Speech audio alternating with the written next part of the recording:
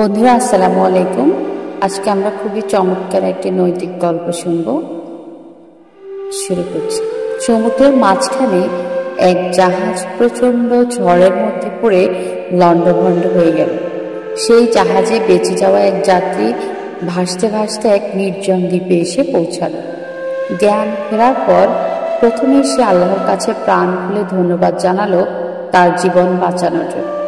প্রতিদিন সে দ্বীপের তীরে এসে বসে থাকত, যদি কোনো জাহাজ এদিকে আসে সেই আশায়, কিন্তু প্রতিদিনই তাকে হতাশ হয়ে ফিরে আসতে হতো।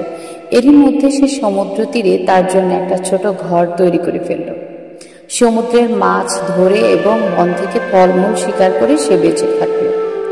এরই মধ্যে সে একদিন খাবারের খোঁজে বনের মধ্যে গেল। বন থেকে সে ফিরে এলো, তখন দেখলো যে তার রান্না করা চুলা থেকে আগুন লেগে পুরো ঘরটি ছাই হয়ে গিয়েছে এবং তার কালো ধোঁয়ায় আকাশ ভরে গিয়েছে। লোকটি চিৎকার করে, হায় আল্লাহ, তুমি আমার ভাগ্যে এটাও রেখেছিলে। পরদিন সকালে এক জাহাজের আওয়াজ তার ঘুম ভাঙল।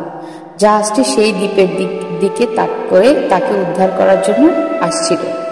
সে অবাক হয়ে গেল, তোমরা কিভাবে জানলে যে আমি এখানে আটকা পড়েছি? জাহাজের ক্যাপ্টেন জানালো, তোমার জ্বালানো ধোঁয়ার সংকেত দেখে। বন্ধুরা, আমরা এই গল্প থেকে আসলে কি শিখলাম? আগুন তো এই লোকটি জ্বালিয়েছে, প্রাকৃতিকভাবেই আগুন জ্বলেছে এবং তার ঘর পুড়ে ছাই হয়ে গিয়েছে, অনেক ক্ষতি হয়েছে। সে ভেবেছিল তার বাঁচার আশা এখানেই শেষ, থাকার জায়গা পর্যন্ত শেষ হয়ে গিয়েছে। কিন্তু দেখেন, আমাদেরকে আসলে জীবন চলার পথে এরকম অনেক কঠিন বিপদের সম্মুখীন হতে হয়। তখন আমাদের মনে হয় এই বুঝি সব শেষ হয়ে গেল, আর বুঝি আমি ঘুরে দাঁড়াতে পারবো না। কিন্তু দেখেন, আমাদেরকে যিনি সৃষ্টি করেছেন, মহান সৃষ্টিকর্তা, তার উপর আমাদেরকে প্রতিনিয়ত ভরসা করতে হবে, ভরসা করে পথ চলতে হবে। তাহলেই কেবল আমরা আমাদের সঠিক পথের সন্ধান পাব। ধৈর্য ধারণ করতে হবে।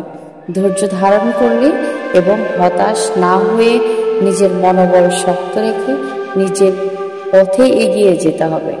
একদিন না একদিন আমরা সফলতার মুখ দেখবই, কারণ সৃষ্টিকর্তা ধৈর্যশীলদের সাথে থাকেন, তিনি কখনো ধৈর্যশীলদেরকে নিরাশ করেন। আজকে এই পর্যন্ত। ধন্যবাদ সবাইকে।